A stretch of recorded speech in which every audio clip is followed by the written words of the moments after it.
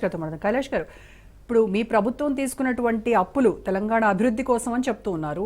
అలాగే 1,50,000 కోట్లు అప్పు చేశాము అని చెప్తున్నారు. అది కూడా ఒక సంవత్సర పాలనలోనే. మరి బీఆర్ఎస్ అప్పుల కుప్పలాగా రాష్ట్రాన్ని మార్చేసింది, వాళ్ళు చేసినటువంటి అప్పులు తీర్చడానికి మేము ఆ వడ్డీలు కట్టడానికే అప్పులు చేస్తున్నాము అని చెప్తున్నారు మీరు.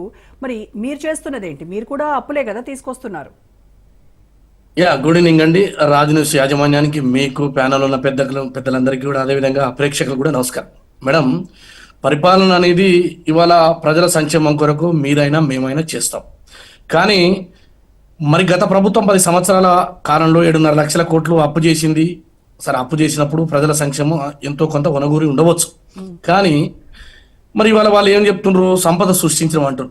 ఏం సంపద సృష్టించరు? యాదాద్రి పవర్ ప్రాజెక్ట్ అనేది ఒక 29 రూపాయలకి యూనిట్ పడుతుంది. దానివల్ల ఏముంది? లాభం లేదు. 20%కు మరి వాళ్ళు వడ్డీలకు తీసుకొచ్చినారు. కాళేశ్వరం అయింది, అది కూలిపోయింది. రాష్ట్రంలో సంపద సృష్టించలేకపోగా తెచ్చినటువంటి అప్పుల మీద మళ్ళీ వడ్డీలు, ఆ వడ్డీలకు మళ్ళీ అప్పులు తెచ్చే పరిస్థితి ఈ రాష్ట్ర ప్రభుత్వం వచ్చిన తర్వాత 16 నెలల కాలంలో సుమారు 1,58,000 కోట్ల రూపాయలు ముఖ్యమంత్రి గారు తెచ్చినారు. మరి తెచ్చిన తర్వాత ప్రతి నెల వస్తున్నటువంటి ఆదాయాలు వ్యయాలు అన్ని చూసుకున్న తర్వాత 6,500 కోట్ల రూపాయలు తో పాటు గత ప్రభుత్వం వదిలేసినటువంటి 40,000 కాంట్రాక్టర్లు ఏదైతే కోట్ల రూపాయల బిల్లులు కావచ్చు, అదేవిధంగా ఫీజు రియంబర్స్మెంట్ కావచ్చు, డ్యూలు కావచ్చు, రకరకాలైన వాటికి దాదాపు 1,00,000 కోట్లకు పైచిలుగానే ఇవన్నీ కట్టడం జరిగింది. కానీ ఇవాళ దొంగ అన్నట్టుగా రాష్ట్రంలో అడ్డగోలిగా మీ పరిపాలన గాలి కొదిలేసి మరి దేశంలో ఎక్కడ లేకున్నటువంటి ఇంట్రెస్ట్లకు తీసుకొచ్చి రాష్ట్ర ప్రజల యొక్క సొమ్ముని అప్పనంగా కాంట్రాక్టర్లకు దోచిపెట్టి ఇవాళ శ్రీరంగ నీతులు బలుకుతున్నటువంటి బీఆర్ఎస్ పార్టీకి నైతిక హక్కు లేదు. మా ప్రభుత్వం క్లియర్గా ఉన్నది.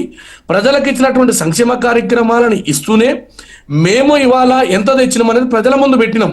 కానీ మీరేం చెప్తున్నారు? బీఆర్ఎస్ పరిపాలన ఉండి మేము సంపద సృష్టించినాం, ప్రజలకు ఉపాధి కలిగింది అంటున్నారు. ఉపాధి కలిగితే ఈ రాష్ట్రంలో విద్యార్థులు ఎందుకు ఆత్మహత్యలు చేసుకున్నారు?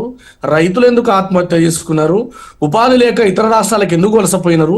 మీరు కట్టిన ప్రాజెక్టులు ఎందుకు కూలికిపోయిందో ఆత్మ విమర్శ చేసుకోవాల్సినటువంటి అవసరం ఉంది. సరే, ఇవాళ రాజకీయాల కోసం నేను మాట్లాడటం లేదు.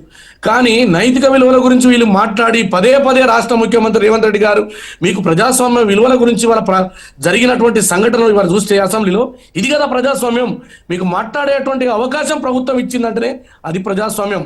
మీరు ఇవాళ ఇంత గందరగోళం చేస్తున్నారు. 10 సంవత్సరాల కాలంలో గత ముఖ్యమంత్రి ఏకపక్షంగా వ్యవహరించి ప్రతిపక్ష నాయకుడు లేకుండా చేసి మీ ఇష్టారాజ్యంగా మాట్లాడినటువంటి మాటల్ని ఈ సమాజం, తెలంగాణ ప్రజలు చూసిరు కాబట్టే మీ ప్రభుత్వాల గురించి మాకు ఇచ్చారు. అందుకోసమే ఇవాళ ధర్నా చౌక్ను తీసుకొచ్చి తర్వాత అసెంబ్లీలో సావధానంగా మీరు ఏమైనా తిట్టండి, ప్రజల ముందు మా దగ్గర ఉన్నటువంటి ఆదాయాలు వ్యయాలు ప్రభుత్వ కార్యక్రమాలు మేము ముందర పెట్టినాము. అది ఏ విషయమైనా ముఖ్యమంత్రి గారు ఇలా శశభిషలకు తావులేదు. 100% ప్రజలకు ఇచ్చిన హామీలను చేసుకుంటూనే గత ప్రభుత్వం ఏ రకంగా వ్యవహారం చేసిందో ప్రజలందరికీ అర్థమైపోయింది.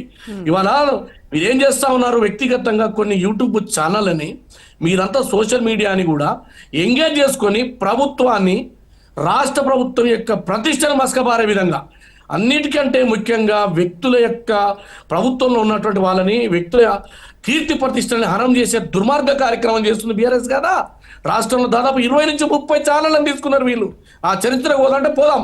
ఎందుకు చెప్తున్నా ఈ మాట అంటే, ఇవాళ మా ముఖ్యమంత్రి గారు అసెంబ్లీ నిండు సభలో చెప్పినారు, ఈ ప్రభుత్వం కక్షపూరితంగా వ్యవహరిస్తలేదు. మీరు ఏ రకంగా మాట్లాడినా మా ప్రభుత్వం పాజిటివ్గా తీసుకుంటాము, మా లోపాలుంటే సరిదిద్దుకుంటాము, అంతేగాని మీ ప్రభుత్వం చేసినటువంటి తప్పులు కానీ వాటి గురించి కానీ అంటూ ఉంటే ఆ రోజు నన్ను జైల్లో పెట్టినారు, నా బిడ్డ పెళ్లికి రానియలేదు అనేటువంటి వారి భావోద్వేగ ప్రసంగాన్ని కనుక మీరు చూస్తే ఈ ప్రభుత్వం ఎంత పారదర్శకంగా ఒక ప్రజాస్వామ్యంగా ప్రజా పరిపాలన రేవంత్ రెడ్డి గారి నాయకత్వంలో అడిగారు కదండి. కేటీఆర్ ఆయన కూడా అడిగారు కదా, ఏంటి స్వాతంత్ర ఉద్యమం కోసం పోరాటం చేసి జైలుకి వెళ్ళావా, దేనికోసం వెళ్ళావు చెప్పమంటున్నారు కదా ఆయన.